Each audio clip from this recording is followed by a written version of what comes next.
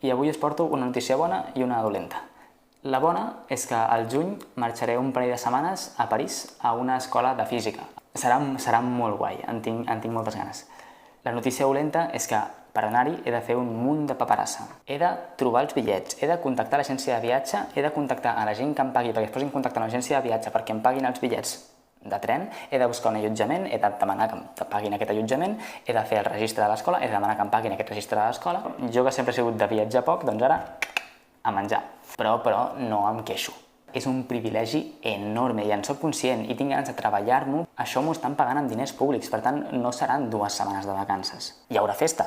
Sí. Bé, hi haurà cursos als quals jo assistiré i dels quals vull aprendre molt. També hi haurà una sessió de pòsters on jo vull preparar-me un del xulo. Molta gent top que jo al final tinc moltes ganes de conèixer. No em considero un friki dels neutrins ni de la física, però em motiva molt, així que ja us explicaré com va.